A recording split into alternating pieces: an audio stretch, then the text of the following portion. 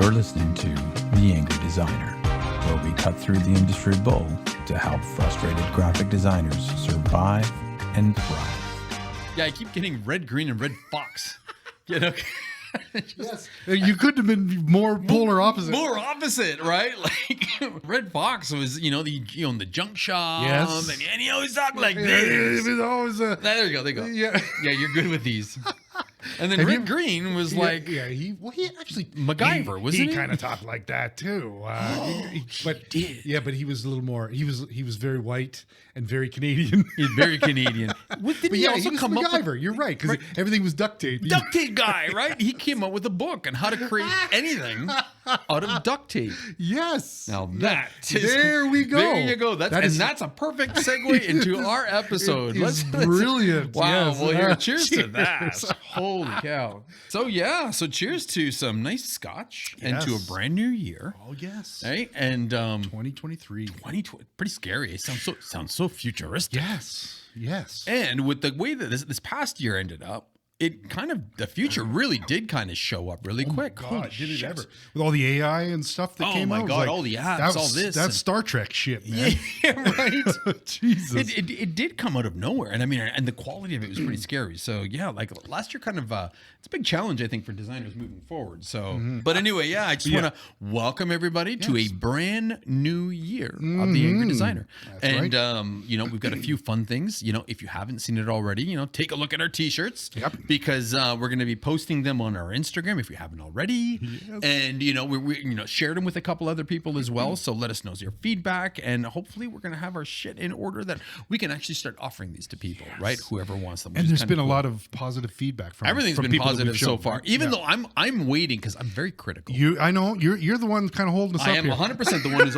And again, I always say take things out at 80%. I'm like, man, well, this is, but like it can't. I don't. It's imposter syndrome. Yeah, See, no, even I've got it for my own stuff. For your own, yes, fair enough. But Right? it's difficult because it's kind of, again, like we talked about, it's kind of out of our wheelhouse of what we do, right? Fair enough. In a million years, I probably couldn't do anything like what was done with this. Yeah, fair enough. It was a with these different kind shirts. of an idea. Yeah, of different course, kind right? of vibe. So it's hard to kind of, nail that down. Nail that down, right? Yeah, And you don't yeah. want to disappoint. And, This is true, And you know yes. what's funny? It's like I don't view our listeners, our angry designers, as clients. No. That's the problem. Yes. Right? If they were clients, I'd be Then like, dude, this I've would got be- the answer for you. you'd I'm have good. it. This feels like a community of people that I'm sharing, I'm helping with. Right. That's just a different vibe for me. Totally. Like, and I can't say for sure that they would like what I like or like what you like. Yep. We're definitely not your normal, Yeah. but True. maybe we're very normal in this community. Yes. But so I guess that's the difference. I'm Yeah, maybe a that- little bit more critical. Yes. Yeah, that totally makes sense. Yeah. I get where you're coming from with that for sure. But I also look at it like, if they're listening to us, they probably like what we do. So they're Hopefully. probably going to like what our t-shirts look I like. hope so. I hope so, right? I hope Yeah, so. And because that's- we got the best fans in the world. Let's Yes. face it. Oh, I look at mean, that, come eh? on. How corny is that, right? such a kiss ass. I know. I love you all. I love you all. But so this year is going to be a fun year. It's going to be a crazy year. But that whole red-green part that we just talked about, okay? We got Yep. red fox, red-green, Yep. right? Because we had a lot of time to watch a lot of TV over the holidays. We did. Right, and you're right, because Red Green was a very efficient person. He was. because he was like the Canadian MacGyver. Yes, he was. Okay, Yep. He fixed anything with duct tape, with duct tape. Exactly. right? And he would manage to. So I know this is maybe trying to really shoehorn this in, but. What we're here for is honestly, I see this year as a pretty big year for graphic design. Yes. Graphic designers. Yes. I do. Okay. And what I mean by that is I think there's going to be a lot of designers are going to struggle. They're going to overthink, their purpose in life. Do I have meaning? Am I going to be, because I mean, again, the technology is pretty scary and things seem to be moving really, really fast. It's going way faster than Exactly. whatever pace that we've seen up to this point. And we've Right. seen a lot of shit We've over seen a lot. 25 years, right? And it's just like we're talking hockey stick growth over the past 2 years, unlike Yes. I've ever seen. Yes. Okay.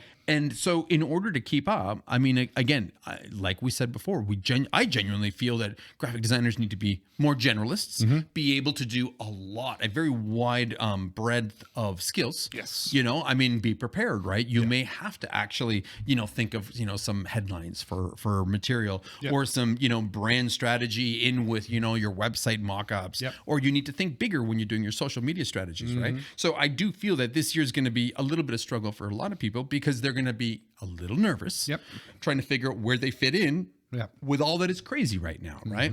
And so I'm thinking, well, I don't want anybody to bail.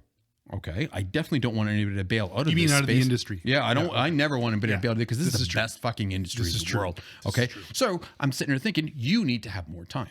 Okay. And how else to get more time? Either you're going to be working all day at your regular job and then doing this on nights and weekends, which kind of sucks because I'm a very big believer of, you know, work-life balance when you can. Family is very important. Absolutely. So, and you know, and even yourself, right? To keep up on stuff. Yeah. So I'm thinking, well, option number 2 is let's share efficiency techniques, tips, things that we do, things that we've employed over the past 20 years, things that we've learned on how to run our agency more efficient. Because again, as we always talk about, you know, like when you're quoting by projects, right? Well, I mean, again, the nice thing about quoting by project versus quoting by the hour is that as you become more efficient, you're banking more money, right? Where if it's by the hour, you almost feel guilty. Well, it took me 4 hours last year, but now I'm so much better. I'm only going to charge you for 1 hour because that's all it took. Well, that sucks for you. You should be charging by the project. You should be banking those extra hours because you are now more efficient. That's right. Okay. That's a whole different podcast altogether, which you can check out because we've done one on that. We have done one of those.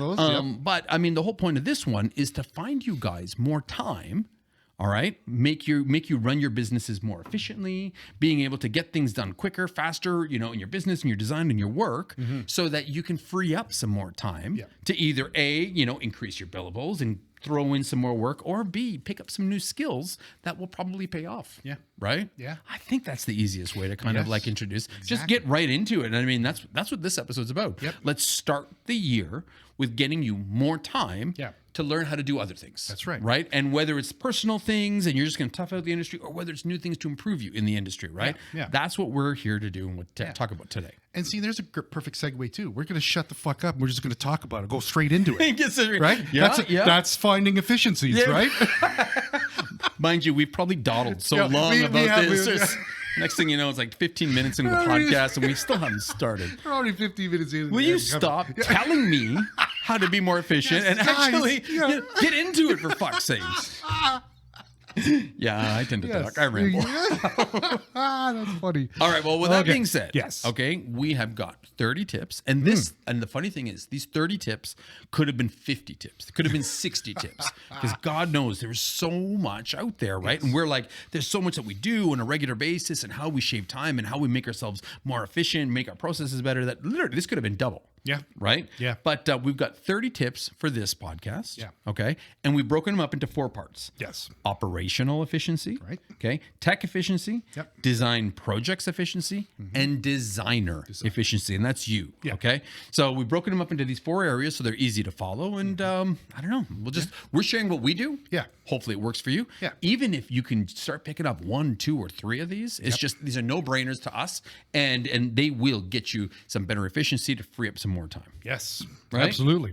Should we do anything else? Do we need to ramble anymore? Or are there any other TV shows we need to talk about? I don't think so.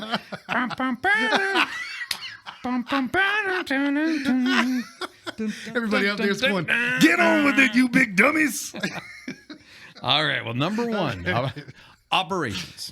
Okay. So this is basically how you run your business, you know, how you handle customers, right? But we're talking operational efficiencies. So the very, very first thing that I'm going to tell everybody that they need to do to become more efficient, avoid unproductive meetings. We have clients that meet about everything. And the funny thing is, they're always hour-long meetings. They never have to be hour-long meetings. They fucking drive me nuts. I am a get shit done guy. I don't like going into meeting and, you know, hearing everybody talk about their weekend, and 20 minutes of the meeting is gone just because they're just chatting. And then it's like, oh, well, we got 40 minutes now to talk about the rest. Like, dude, we could have done this whole thing in 30 minutes. And I could have got back time. Right? And I don't understand. Like, honestly, number one, I always shoot for 30-minute meetings. Yep. Okay. Yep. Always. Because you can get it. There's no need, for anything longer Absolutely, than that. there's no need. Yeah. If you can't condense what you need in 30 minutes, then It's well, again, your darling. So we had an employee, and I mean, she rocks. She's awesome, and she would have these weekly meetings with the customer. They would always be an hour long. Yes. Always. Yeah. Always an hour long. And I'm like, why the fuck do they always take an hour long? So I was like, listen, I'm going to join next week. No problem. just to right? see what's going on. Yeah, no yeah, problem. yeah. So then we get in the meeting. We go through all their projects. We do updates. It's only 20 minutes. I'm like, okay, cool. I'm like, all right, well, this is cool. And then she's like, okay, well, we're done the work stuff. So I'll just leave you and I'll finish the meeting off in my office. Well, she just felt like she just had to be polite and talk and nurture the relation. And she is so awesome. But then she would do this for another 40 minutes. And they would talk about life and this and that in general. Wow. And it's just like, dude. And she, but I feel bad when I cut it short, And I'm like, no, dude, this is a business. He probably wants his time back too. But of course, because she was so pleasant and he was a nice, and they were all like that. So she always had hour-long meetings that really only needed to be 20 minutes. So needless to say, not for any bad reasons, she's not the account manager anymore, but somebody else is. I jump in, 30 minutes. Yeah. Everything's done in 20 minutes. Yeah. Then we have 10 minutes of talk, and then we're gone. And hey, the customer's been with us still not the second year, and they're looking forward to our third together. That's right. So it is very possible. I mean, customers want efficient meetings just as much as we do because they have a giant list as well of things that they get to do. Exactly. So you know what? When you get into a meeting, it sounds like it's going to be rushed, but it's not. Okay. Before you get in there, outline what it is you want to achieve. Yep. Okay. So you get in the meeting, hey, everybody, good. You spend 2 minutes on pleasantries, whatever. Just be like, okay, call this meeting. I just wanted to get your feedback on this. Yeah. Right. Let's make sure you outline what you want to achieve in that meeting. Okay. And then make sure you prepare questions ahead of time. Right. Okay. Spend 5 minutes before that meeting and make sure you know what it is that you want to ask. So you're preparing the questions. Yeah. You're letting them know what you want to achieve, what the outcome is. And then the trick is you do a time check at 20 minutes. And then you pull the old, okay, so we've got 10 minutes left. At this point, we've got 10 minutes left, and I want to be, I want to be respectful of your time. Yeah. So put it on them. Don't put it on you. Yeah, because it's about them. It's all about them. That's right. I want to be respectful of your time because we got a hard stop in 10 minutes. Yeah.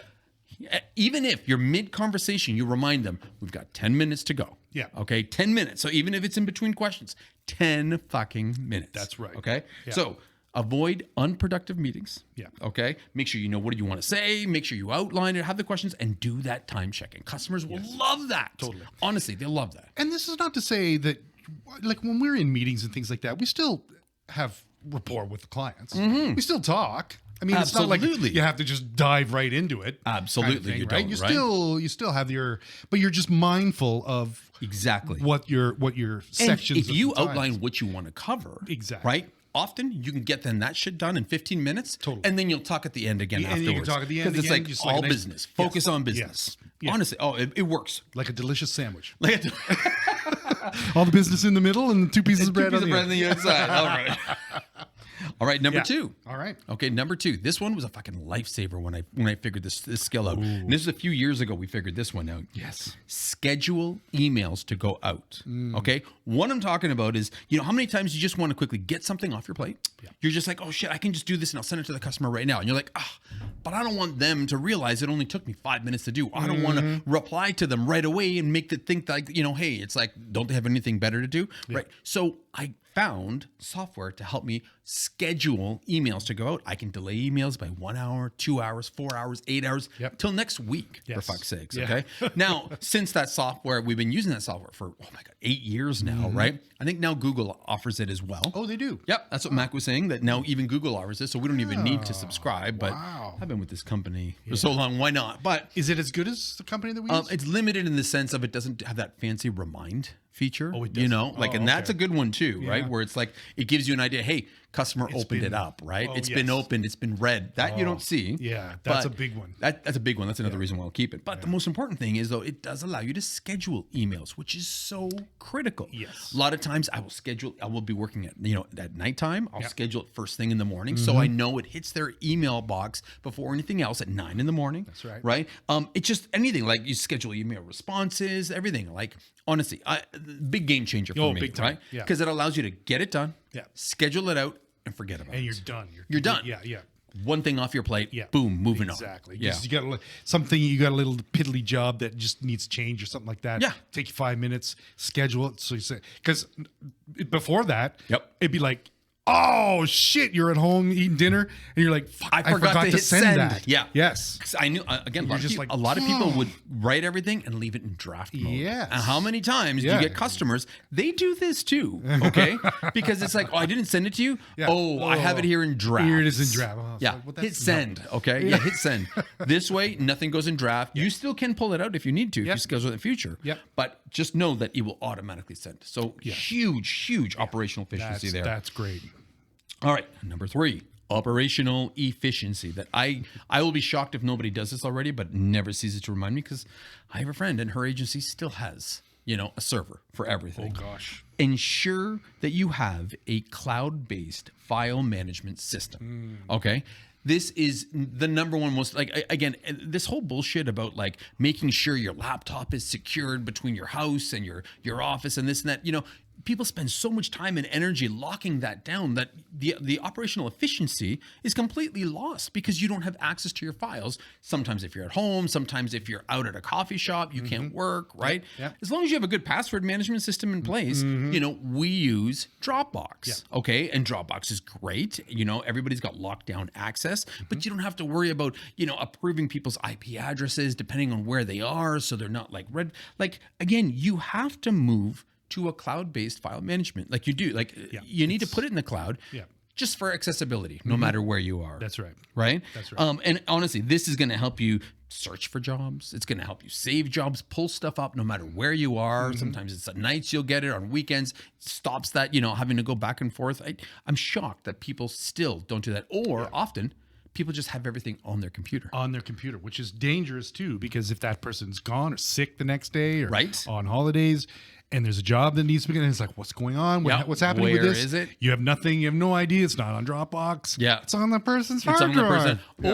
Or hard drive goes down. We had that issue. Or remember? that too, yes. We had 4 or 5 Macs go down within the course of 6 months. Yes. And whatever was left on them, you had no access to.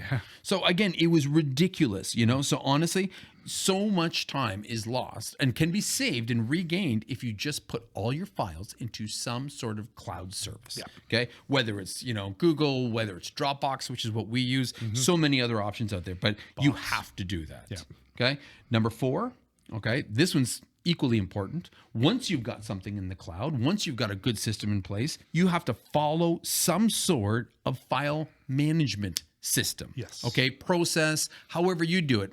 DAMs, digital asset managers. That's a huge thing for a while because, it lets people search and find things and find images. But we have and number 1, those are really fucking expensive. Are they? They're really expensive Are they platforms good? to get into. Is it worth the Well, money? number 2, no, they're not Okay, good, yeah. right? Because it still ultimately comes down to how you are naming everything, right? Okay. How you store everything. There you go. So again, if you follow a system for yourself, a file management system, it helps you look for stuff, right? It helps you find images on your own, through all your clients, all your jobs in your past, right? It literally helps you pull up. You have no idea how much time is lost, right? Just by searching. In everything. And again, it's impossible to find. What I'd recommend and the way we do it here is we actually have, we created our own awesome piece of agency software that literally has every single job, has a job number to it.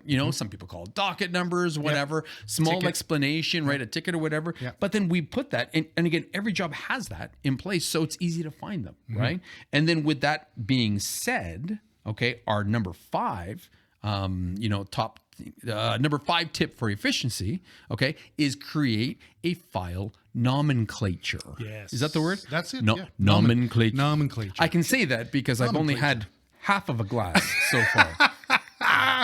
By the end of this, we'll be ripping through all these. Yeah, right. But I mean, the whole point of that is you create a consistent filing system, file number, right? We've got a job number. We have the type of job, like in like a 3-letter code. Yep. Plus we've got the title of the job. And once you start getting into a process where you're naming every job with its own number, the type, and then of course, the client, if you have to, if it isn't already, and then of course the job, you can call that shit up on a regular basis. Yep. Right? So you have the right file nomenclature, number 5. Number 4, you follow some sort of system for file management, whether it's a piece of software like we have, or whether it's even just like an Excel doc. Okay. And I say Excel doc because our software is very similar to an Excel doc in the sense of every client has their own tab along the bottom. Okay. I mean, our system's a little better, but I can think of an Excel doc. Every client has their own tab. Yeah, you're right. Every one of their jobs, every row has got the job number on the left-hand side. Next column will be the type of job it is. And then the next column from there is the name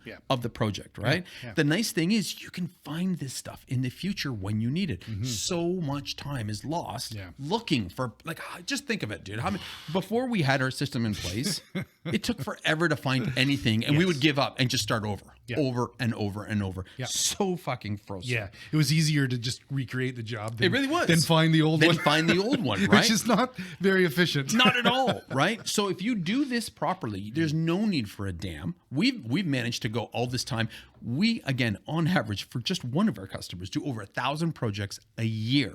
And we are able to call up any one of their projects over the past few years, right? Because we know how the naming is, we know how we title the projects, the type of project, and it's all in just how everything's named. Right? And then once you have this super awesome thing in place, okay, once you have a good, you're in the cloud, and then you have this, system for file management, and you have like folders and subfolders and what they all actually do. And then you've got your file nomenclature. Last but not least, number 6, because you're numbering all your projects for easy tracking, always include that project number in the subject line to every one of your clients when you're discussing a job. So you're sending something over for this month's social media posts. You start off with, social media post or job number 316- social media March. Right? And then this way, you always keep it in that subject line because then the clients are starting to get trained to be able to recall jobs based on your numbering system. We've had clients pull stuff up from 2-3 years ago. They're like, hey, we did this thing like back in 2017. Here is the job for it, job number. Can we pull it up and just make some changes and dude, just like that. We don't have to look at all. It's like, hell yeah, I can go right there. Yes, it's so much easier. But, some of the newer people that, aren't really familiar with this whole kind of aspect in some of our clients don't necessarily do that. They try to cheat. Or they just say, do you know where this job is? And it's like, and I always clap back. I'm like, do you have the number? Because it's very important. Do you have that job number? And if they don't, then it's... And then slowly they get trained to do that too, right? Because even in their inbox, they'll have 3-4 projects going on at the same time, and they'll have all these jobs numbered based on your numbering system. It makes you look more organized, but really what it is, it's creating so many operational efficiencies for you for creating this stuff. Right? So before we get too much further, we had a whole podcast, a really well-received podcast on just file management. Doesn't sound very sexy, but everybody loved it. And it goes into detail about our system, our process, how we name, our files, how they're nested, why use Dropbox over Google. And then of course, we actually give examples of the file nomenclature. So I highly recommend, if you guys haven't done this yet, you can go listen to that podcast. I believe it was like last year, April-ish type thing. Something like that, but again, it was making file management sexy. Yes. Okay? Yes. So operational efficiencies. Okay. The first 6. Number 1, avoid unproductive meetings. Number 2, schedule emails to go out. Number 3, ensure you've got a cloud-based management system or storage system. Number 4, follow a management file systems. Okay. To get to know where your parts are and replace having to invest in a dam. Number 5, create a file nomenclature that works for you and make sure it includes a job number. And number 6, always add that job number into the subject line of every customer interaction from that point forward. Okay. You're training them and it's making your life so much easier. Yes. Okay, cool. Nice. Number 7. Okay. Keep your emails short and to the point.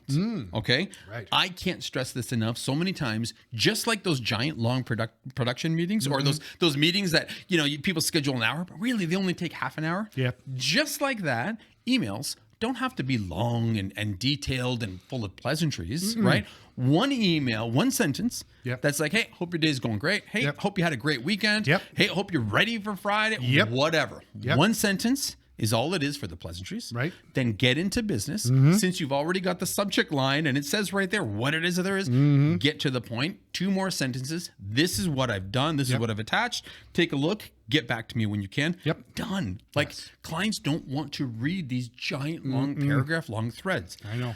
And I know what some of you are going to say. Well, you can't always do that. Sometimes you need to explain and blah, blah, blah, blah, blah. Yeah. Fine. For those people and those situations, we have operational efficiency number 8. Ooh. Okay.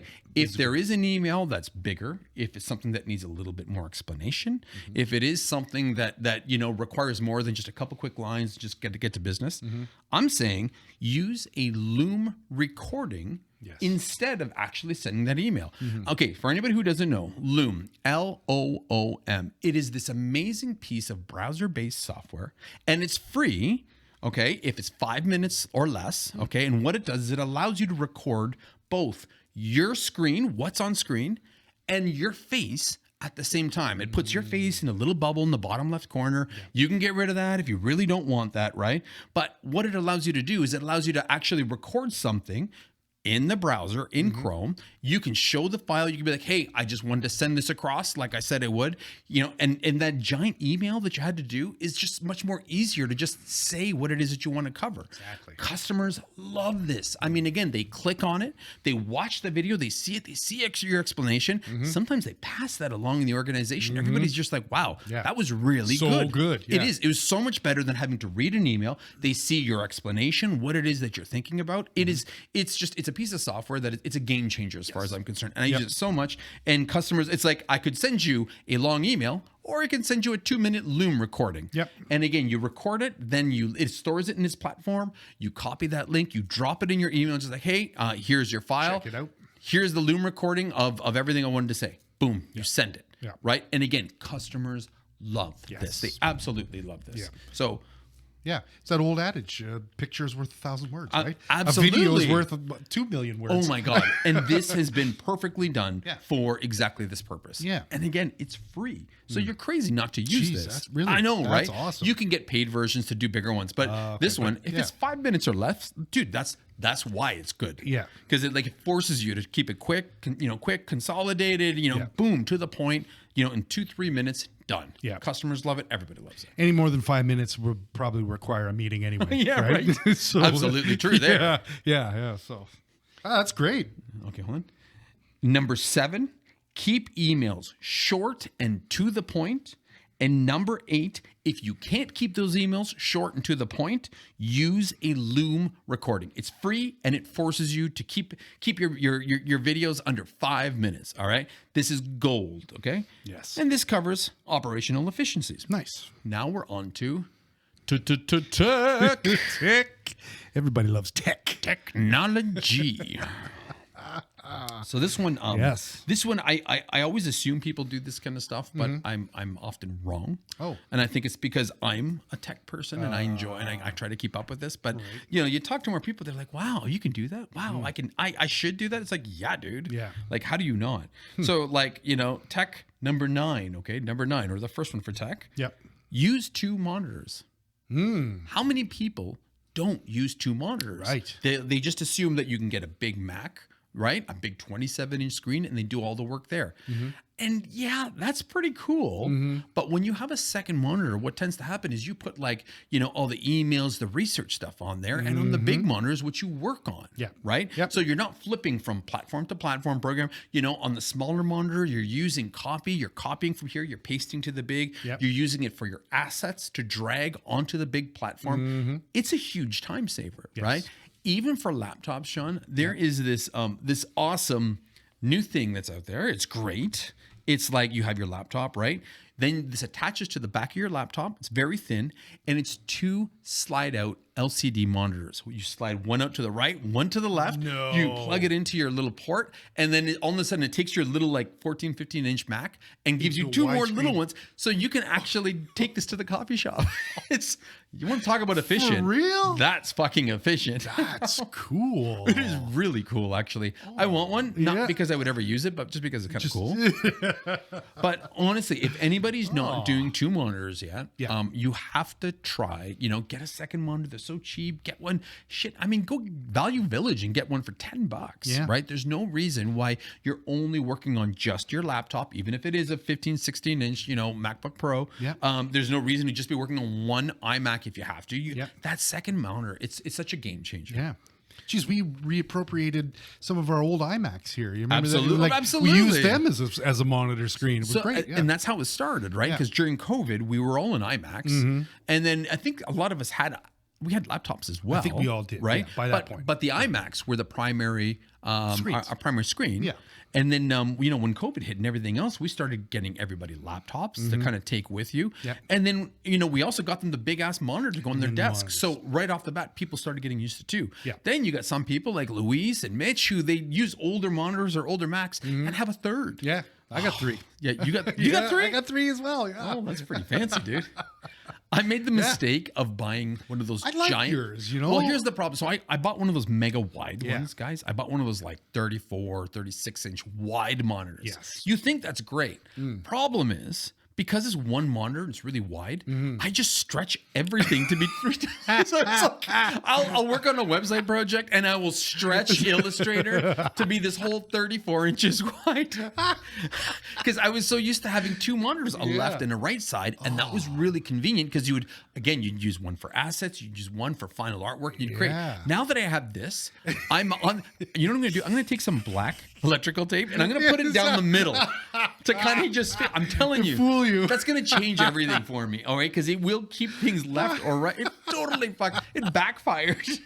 That's funny. And I have customers that do the same thing. They're like, No. they'll be like, well, the website doesn't look very good on my monitor. I'm like, well, send me a picture. Well, they have their browser stretched all the the way- whole 34 inches, and the website's just this tiny thing in the middle because it's only like, it wasn't made to be like 1900 pixels wide. The content sits within 13 whatever. Yeah. Oh my god. Oh, that's it's like, funny. like, well, that's really wide. Why don't you put it to a normal size? Anyway, use two monitors. If you haven't already, if you can. try. Go get a cheap one at Value Village. Start it, and then if you like it, there's no going back as far as I'm concerned. It's so much more efficient. Yeah, you're absolutely right because you get your folders and you can just drag and drop in there. You know what I mean? Like you don't have to hide screens or hide your programs. And you start things. compartmentalizing each monitor for a different reason, right? Yeah. So yeah, this one is for this. Yes. This one is for this, and this is my. So work. even though I got that giant one, I still have my MacBook Pro underneath it, Right. And that's my second monitor, even though I got that giant wide one. So Yeah. once I put that nice piece of tape in the middle, You I'm gonna will be- have 3 monitors too. All right, number 10 for technology. Use the right software and the right equipment. Okay. I can't tell you, sometimes habits are hard to break.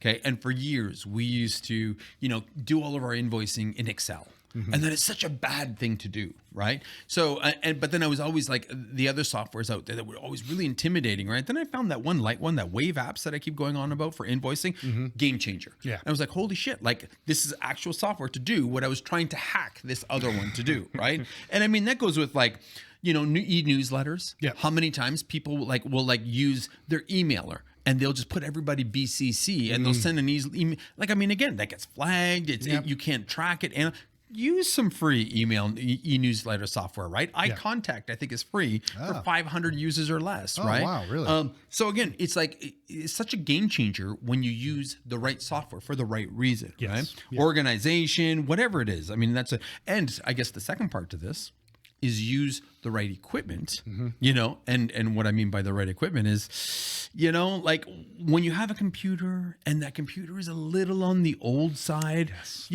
Mac stops supporting computers after 7 years, and after 10, I think they're just obsolete. They're just they won't. You can't even update. You can't update it. Yeah. You can't. You're running old operating system, Yeah. right? And then Yeah. what that does is you're constantly trying to shoehorn things, to make it work, and you will find how much time you spend trying to make things, like hack things together to make it work, where really once you're like given, Yep. you know, you understand, I need a software upgrade, I need a computer upgrade. It's a whole game changer. Yes. It really is. Yes. I hate this whole Mac dongle life thing. And they force you to do the right dongles and this and that. But, you know, once you buy the little, you know, attachments and the refurb, then everything works smooth again, right? As opposed to trying to hack everything. Yeah, well, loosely smooth. Yeah, all right, You know, all right. Fair I'm enough. not a big fan of the, you know, the pre what is this M1? Oh yeah, the M1 chip stuff. The M1 Yeah. chip stuff. Yep. That stuff that we have.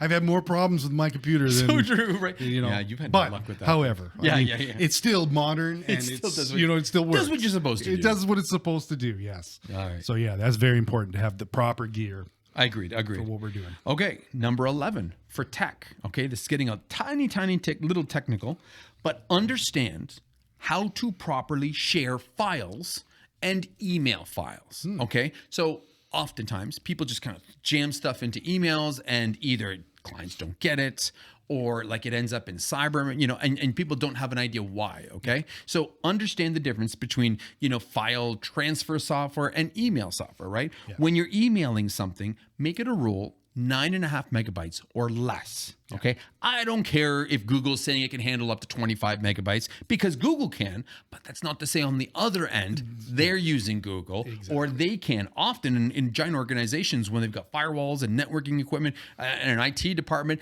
they limit anything under 10 megabytes. That's right. Okay. So if it's 9.5 megabytes or less, okay, fine. Email is safe. If it's over 9.5 megabytes, 10, 12, 25, whatever, use a file transfer program, right? Something like WeTransfer. Again, WeTransfer, WeTransfer.com, I think it is. Yep. It's free beautiful. for anything under 2 gigabytes. Yes. Okay. And it's so damn easy. You take your file, you drag it right onto your desktop. Oh, God, From yeah. your desktop onto the browser. Yep. That's it. It gives you a link.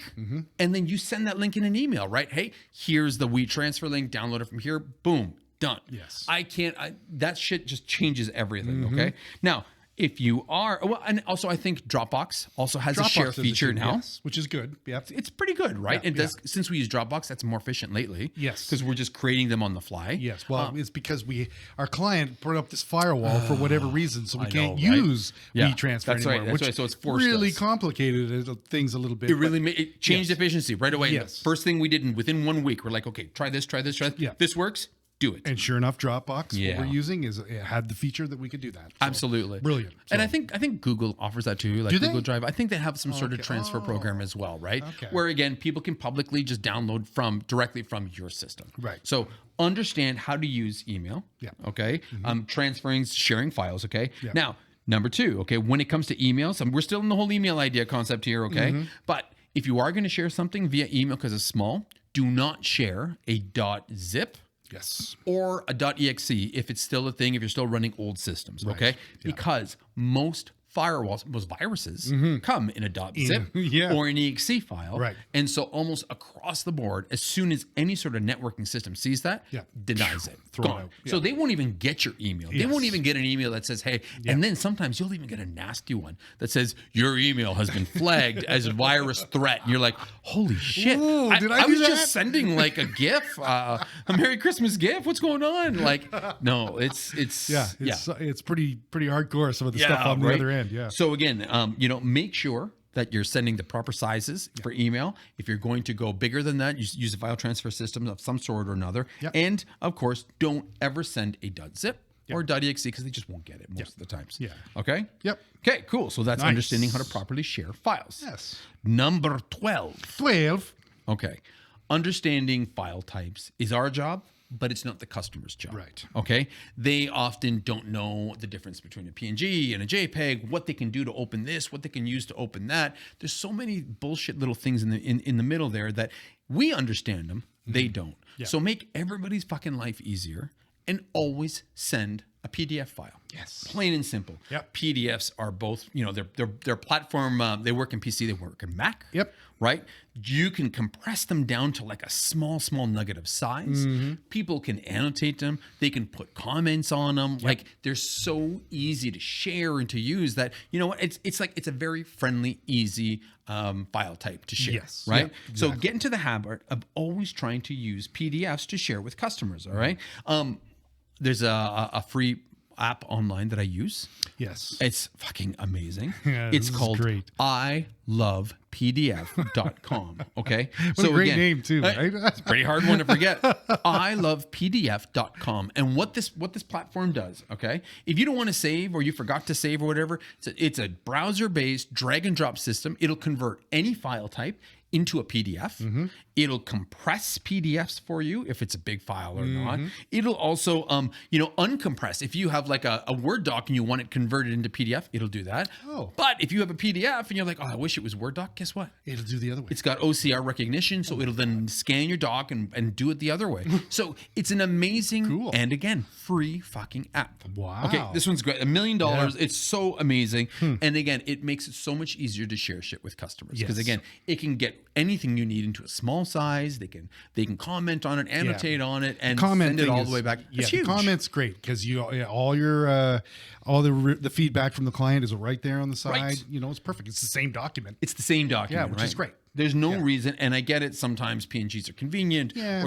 but They're not they're not any less convenient, or PNG or PDFs aren't any less convenient than a PNG. Right. Yeah. Right. If Yeah. I'm not mistaken, you can export out of Photoshop into a PDF. Yeah. You can export out of Illustrator into a Into a PDF. PDF, Okay. yeah. But Everything. not every customer will be able to open up a .ai That's true. or a .bmp or an SV. They won't even know what the hell to do with an SVG file, right? Exactly. So this is what I mean. Like it's just make your life easy. Get into the habit of always sending a PDF. It's nice. It's efficient, Yep. and customers will like it. Perfect. And again, it's a no-brainer. Yep. Cool. Awesome. Number 13. 13. Okay. Stay up to date with design trends and technology. Okay. So on a regular basis, visit sites like Dribbble. So, subscribe to newsletters. Use Panda that I'm always raving about. The reason why I'm saying is stay up to date with design trends and technology is because the less you have to research a project when it comes up, the faster you'll get to that, that place where you have to deliver the project, right? Yeah. If you already know what's trending and a customer's telling you, oh, it's like that new style that I'm seeing with the 20 style cartoon, boom, yeah. Cuphead. Oh, I yeah. know exactly what they're talking about, right? Because again, you're keeping up to speed with what's out there. Again, there's so many, design inspiration places. There's no reason that part of every single week that you do is be curious, go check out what's trending. And again, if you don't want to spend the time doing it, then use Panda and use that in a browser. And every time you open up a new tab, it shows you everything that's trending today on Dribbble, like, or whatever app you want, All Awards or Single Page Love or anything like that. This thing is just, again, I can't rave enough about that damn little app. But the reality is what I'm saying is don't lose sight of what's hot right now, even though it might be a silly design trend. Yeah. You need to be able to tell the customer what's trending, what's not, if it works for them, if it doesn't work for them. Heaven forbid, if a customer tells you to use a trend that would be completely counterproductive, if you don't know what it is, you can't comment on it right away. Yeah, exactly. And then what's going to happen is you're going to leave, you're going to look it up, you're going to be like, holy fuck, did I agree to that? And then you got to come back and be like, I don't know if this is going to work. And they'll be looking at you like I was looking at you wait like a minute, be a we design just- expert. Yeah. We talked about this. You said you were cool with it. Yeah, right.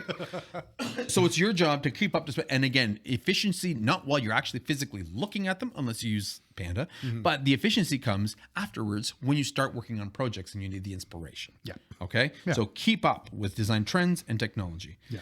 And number 14, last but not least, on the technology efficiency side, use technology to your advantage. Okay. I know this is scary, okay, especially with all the software that we're seeing out there, all the technology, but the sooner that we realize that these are tools that can make our lives easier, the faster you'll be more open and find ways to incorporate them into your working life, right? Yeah. People used to be freaked out over stock photography, right? Oh, it's not going to have the same art form as when you hire a photographer and get it. Well, guess what, fucker? They're photographers too who took this shit, right? They just digitized it for you and they made it available for you to grab. So guess what? It got rid of 2 weeks worth of work in one fucking download. Okay, but people were resistant. They thought that's it. We're done. Yeah. Same thing with resistant to vector libraries online. Okay, the first one came out, everybody's like, oh God, I'm never going to have to create an icon again. Yeah. Guess what? You're right. You should never have to create one from scratch again. Exactly. There is a million vector, icon libraries out there. Grab one and customize it. Make it work for you, right? Again, make technology work for you to get shit done faster. Yes. Okay. I'm not saying take the damn icon and use it as is. I'm always saying try to You tweak always it like it's tweak it. yours. Exactly. Right? So you can kind of, claim that it's yours. It works within your look and feels. But there's no reason to start from scratch because it's unnecessary time. That's right. 9 times out of 10, you're going to get something like that. You're 50-60% of the way there. Yeah, you're right. All you have to do is just tweak it a little bit, and boom, there you go. Also a great source of inspiration. Yeah. Right? You're like, okay, or that. Yeah. security show me a security icon. Yes. Okay, it'll show you the usual ones, a shield, Yes. and then it'll show you a Check lock. mark and- But all of a yeah. sudden, you see something like a dog shows up, a little German Shepherd icon. yeah. You're like, hey, that's actually cool. It's something that would work. different, Yes, right? exactly. Again, it's up to you to use these technologies, but they're here for your disposal. So stop fighting the fucking thing. Yep. Right now, Embrace it. AI and automation sites are everywhere. That I Love PDF automatically compresses PDFs for you and allows you to download using technology. Right now with Chat GTP and with this DALL-E stuff, the DALL-E stuff is pretty scary, but it makes for great inspiration. Okay, right now. I don't know where it's going in the future, but right now, go play in Midjourney. It's fun and it's great for inspiration. Yeah. Chat GTP, okay, I'm still trying to figure out how to, because it's an incredible platform, but what happened before the holidays is, and I hope she's not listening, but I had a customer be like, you know what, hey, we've been working together for years. Do you mind writing me a LinkedIn recommendation? Yes. And I was like, yeah, of course, Yeah, I can do anything for that. you. Yeah. A couple days later, I'm like, holy shit, what the hell is this thing? I know it sounds What do I silly say? because I know what they are. It's Yeah, just yeah. off the top of my head. I don't know what it is. Yeah. So then I type into Google, what is a LinkedIn recommendation or examples of LinkedIn recommendations? Well, Google's such a fucking mess. After 10 minutes of me sorting through ads, really shitty versions, like link bait traps and this and that, right? I literally got no more. Nowhere. And I was like, oh God, maybe I can just stall her till Christmas and she'll forget. Right? I did. And then I was like, Chat GTP. Let me see what it can do, right? Wow. So the first thing I did is, Chat GTP, what is a LinkedIn recommendation? And then it's like LinkedIn recommendation, blah, blah, blah, and it gave me a good example. And I was like, Yeah. Okay, let me that's ask you something. Can you write a LinkedIn recommendation for a person who does this and has these skills and these qualities? Hit, submit. It generated the first one. I was like, hokey. Yeah. I hit refresh. The second one, I'm like, dude, that's great. That almost, I would have I've already spent way too much time getting to this point. I should have came here from the start. You spent too much time on Google looking for it. I went, I copied it, I did my edits, right? Personalized the parts that made sense to me, and it was done. And if I would have done that from the start, that would have, again, I probably spent 2 to 3 hours thinking, mind power, then research just to get to this, what in the end took me 10 minutes to do in Chat GTP. Yes. These platforms are incredibly powerful tools if we use them this way, right? And if we're talking about efficiencies for this year, dude, check that platform out. It's scary as fuck, but again, it's a tool. Make it work for you. Yes. Right? Exactly. Okay, so tech efficiencies, okay? Number 9, use 2 monitors or more, or tape if you have a really wide monitor. Number 10, use the right software and equipment for the job. Yep. Number 11, understand how to properly share files versus emailing files. Yep. Number 12, use PDFs to share with customers. Number 13, stay up to date with design trends and technologies. And number 14, use technology to your advantage. Yes. Right? Yep. Okay, so I think this is a good start. Yeah, that's great. All right, we're halfway through, guys. Yes. We're halfway through with this. So, with that being said, we are trying to be efficient and we're trying to be respectful to your time. So, because we're trying to be respectful to your time, we're already at that 45, 50-minute mark. And you know what? We've got 2 more really important sections to cover. We've got efficiencies to be found in design projects and efficiencies to be found within the designer themselves. Yes. Okay? So what we're going to do is we're going to actually stop this one right now. We're going to end this podcast like this and continue on next week. Yes. I think that makes sense. I think that's great. All right. Yes. We'll be efficient with that too. That's very efficient, Sean. All right.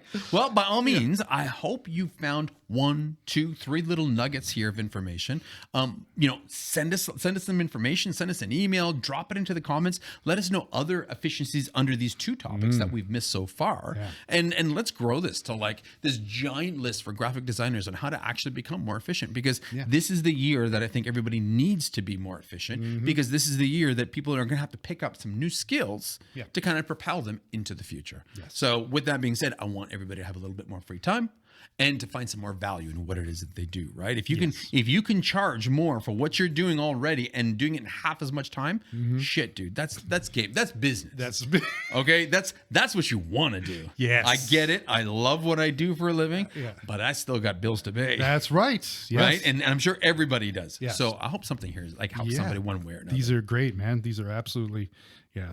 We'll see how the next one's going to go. The next one. I like those ones too. Stay tuned. Stay for part tuned. 2. All right. Well, with that being said, everybody, please, leave us a review on our podcast. Share us with people you like or hate. Hit us up on our Instagram. Join the conversation, because we've got lots of comments out there, and we do try to get back to everybody. Sometimes we're a week or 2 delayed, sometimes, but be patient, because we do try to get back to everybody. And by all means, check us out on YouTube, because guess what?